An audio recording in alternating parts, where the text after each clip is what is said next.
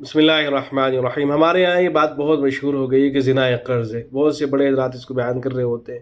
اور کہا جاتا ہے کہ جو آدمی بھی زنا کرتا ہے تو اس کے گھر والوں میں سے کسی نہ کسی کے ساتھ میں زنا ضرور کیا جاتا ہے۔ باپ نے اگر زنا کیا ہے تو بیٹی کے ساتھ ہوگا، بھائی نے کیا ہے تو بہن کے ساتھ ہوگا، اور اگر شوہر نے کیا ہے تو اس کی بیوی کے ساتھ ضرور زنا کیا جائے گا۔ تو بالکل لایانی بات ہے، حدیث کے اندر کوئی اس طرح کی بات نہیں آئی ہے، اس بات کو بیان نہیں کرنا چاہیے۔ یہ میرے سامنے نخبۃ المسائل ہے، حضرت اقدس مفتی سلمان صاحب منصور پوری دامت برکاتہم العالیہ نے اس حوالے سے جو کچھ فرمایا ہے میں اس کو نقل کر رہا ہوں۔ لیکن زنا سے متعلق بہت سخت وعیدیں وارد ہوئی ہیں قرآن و سنت کے اندر، تو ان کو بیان کرنا چاہیے۔ جو معتبر باتیں وارد ہوئی ہیں تو ان کو بیان کرنے کا اہتمام کرنا چاہیے، موضوع اور منگڑت روایتیں نہیں بیان کرنی چاہیے۔ تو یہاں سوال کیا گیا ہے کہ ہم نے بہت سے بیانات میں یہ بات سنی ہے کہ پیغمبر علیہ الصلوۃ والسلام نے فرمایا کہ جو شخص زنا میں مبتلا ہو تو اس کے بدلے میں اس کے گھر کی کسی خاتون کے ساتھ بھی یہ عمل بس ضرور پیش آئے گا، اور اس بات کو لوگ بڑے زور و شور سے بیان کرتے ہیں۔ تو سوال یہ ہے کہ اس روایت کی کیا حیثیت ہے اور اس کو بیان کرنا درست ہے نہیں۔ نیز یہ بھی بتایا جائے کہ مجمع عام میں موضوع یا ضعیف حدیث مطلقاً بیان کرنے کا شرعی حکم کیا ہے۔ حضرت مفتی سلمان صاحب منصور پوری دامت برکاتہم العالیہ نے جواب میں فرمایا ہے کہ من زنا زنی بِأہلہ، یعنی جو شخص زنا کرے اس کے بدلے میں اس کے رشتہ دار خواتین کے ساتھ بدکاری کی جائے گی۔ اس جیسے مضمون کی سبھی روایتیں روایتاً اور درایتاً ہر اعتبار سے منکر اور موضوع ہیں،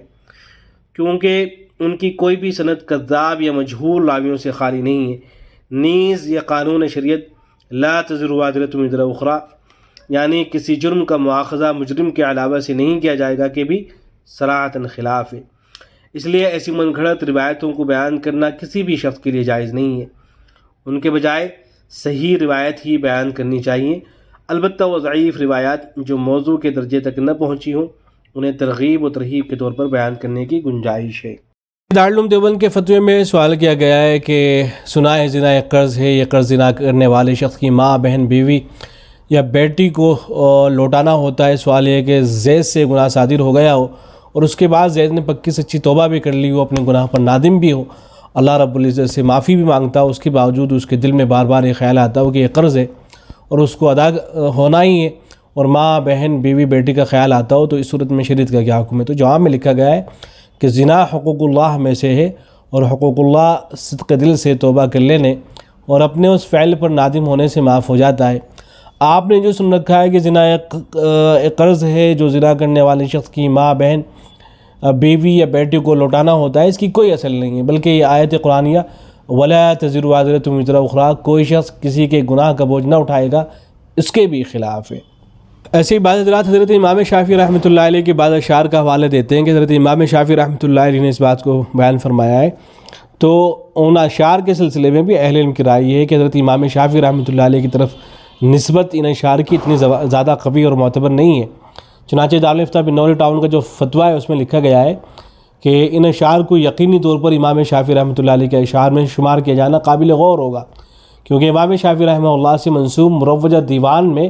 موجود بعض اشعار کے بارے میں تبصرہ کرتے ہوئے شیخ عوامہ نے لکھا ہے،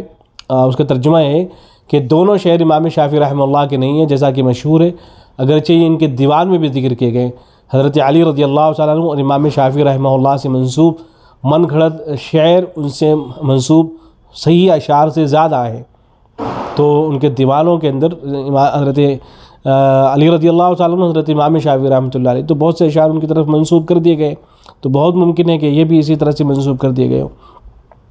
پھر آگے انہوں نے لکھا ہے کہ ان اشعار میں غالباً اسی مضمون کا احساس دلاتے ہوئے زنا سے روکنے کی نصیحت اس انداز سے کی گئی ہے کہ شاعر نے زنا کو قرض قرار دے دیا ہے، تاکہ زنا کی طرف متوجہ ہونے والا اپنی عورتوں کی پاک دامنی کا خیال کرتے ہوئے زنا کا ارادہ ترک کر دے۔ تو بہرحال اس طرح کی تو کوئی بات ثابت نہیں ہے، البتہ ایک روایت آئی ہے کہ تم پاک دامن رہو تاکہ تمہاری عورتیں پاک دامن رہیں، اس طرح کی روایت ہے، لیکن وہ روایت بعض اہل علم کے نزدیک بالکل موضوع ہے، اور بعض حضرات کے نزدیک وہ ضعیف ہے، قابل بیان ہے، اس کو بیان کیا جا سکتا ہے۔ تو اگر اس روایت کو قابل بیان تسلیم کر لیا جائے تو زیادہ سے زیادہ اس کا مفہوم یہ ہوگا کہ آدمی کو ظاہر گناہ کی طرف نہیں جانا چاہیے، زنا نہیں کرنا چاہیے، اور آدمی جب کھلم کھلا زنا کرنا شروع کر دیتا ہے تو پھر اور اپنے بچوں کو نہیں روکتا ہے تو اس کے بچے بھی پھر مبتلا ہو جاتے ہیں، یہ اس کا مفہوم لیا جا سکتا ہے، جیسا کہ ہم اپنی نگاہوں سے دیکھتے بھی ہیں کہ آج کل جو ایکٹرز ہوتے ہیں ان کے یہاں زنا کوئی قباحت کی چیز باقی نہیں رہ گئی ہے، خود زنا کے اندر انوالو رہتے ہیں، ان کی جو اولادیں ہوتی ہیں وہ زنا کے اندر انوالو رہتی ہیں، بیویاں ان کی زنا کے اندر انوالو رہتی ہیں، تو ان کے یہاں کوئی قباحت کی چیز ہے ہی نہیں ہے، تو یہ خود پاک دامن نہیں ہے، اب ان کی جو عورتیں ہیں وہ بھی پاک دامن نہیں ہیں، تو ٹھیک ہے یہ مفہوم لیا جا سکتا ہے، لیکن یہ مفہوم اخذ کرنا کہ کوئی مسلمان زنا کر لے اور پھر ضرور بھی ضرور اس کے گھر والوں میں سے کسی نہ کسی کے ساتھ میں ضرور زنا کیا جائے گا، اور یہ قرض ہے اس کی ادائیگی ضروری ہے، یہ کسی بھی طرح سے صحیح نہیں ہے، جیسا کہ فتاویٰ بھی نقل کر دیے گئے اور کوئی اس طرح کی معتبر روایت موجود نہیں ہے۔ امید ہے کہ بات واضح ہوئی ہوگی۔ السلام علیکم ورحمۃ اللہ۔